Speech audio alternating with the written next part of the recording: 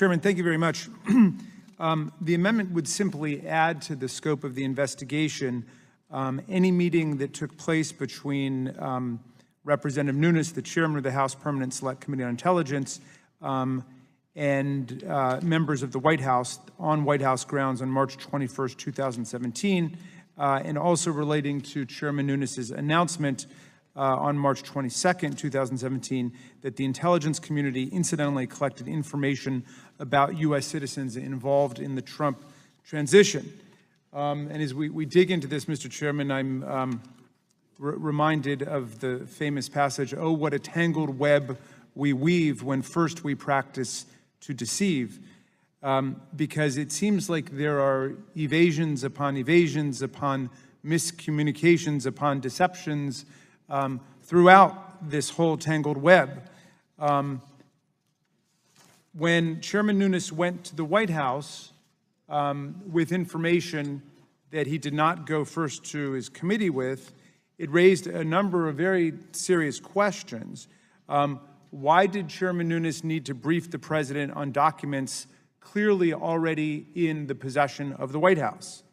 Why did he need to work with the White House to obtain and examine these documents when he has subpoena power as chairman of the Intelligence Committee?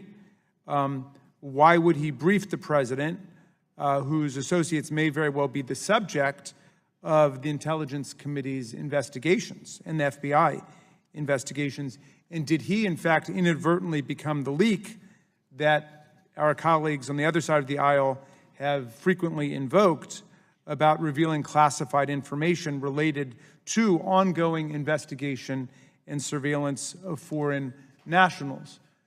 So there's a number of very serious issues that emerge because of Chairman Nunes's breach of standard legislative protocol in going first to the White House with this information.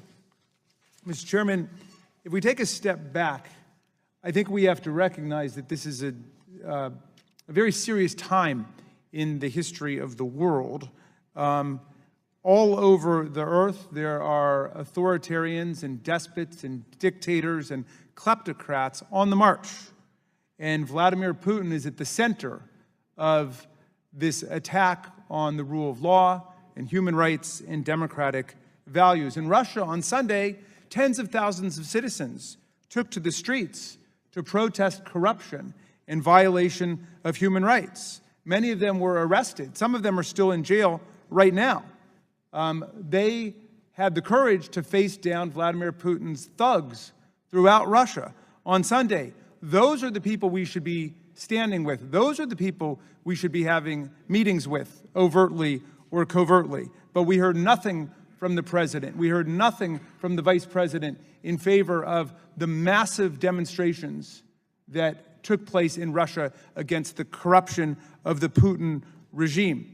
What do we know? Well, we know from 17 of our own intelligence agencies that Vladimir Putin had a comprehensive plan to undermine and destabilize American elections through espionage on this land, through cyber sabotage, through the production of fake news, and through propaganda disseminated on the internet in order to fix the election according to Putin's favored candidate.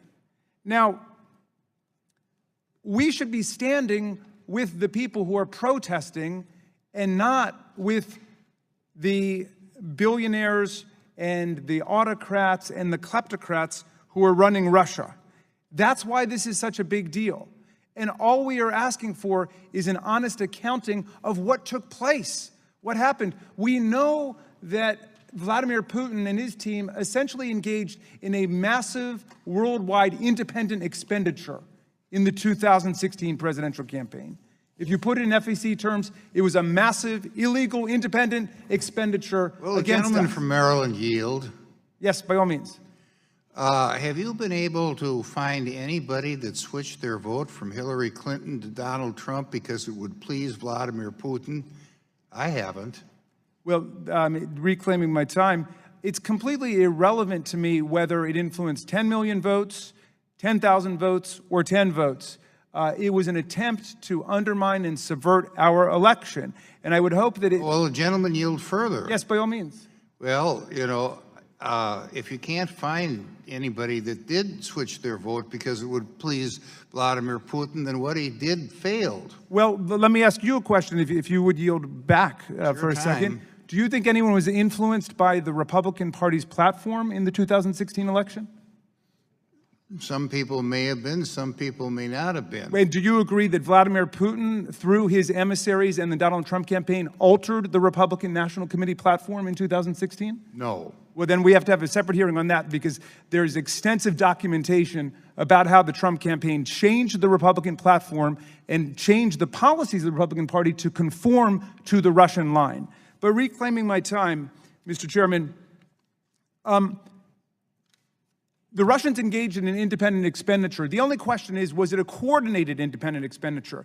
And those people were saying that the Trump campaign knew nothing about it, should have nothing to fear from an open, honest, comprehensive investigation, which is what 2/3 of the American people are asking for. At the very least, we should go ahead and pass this resolution of inquiry as amended.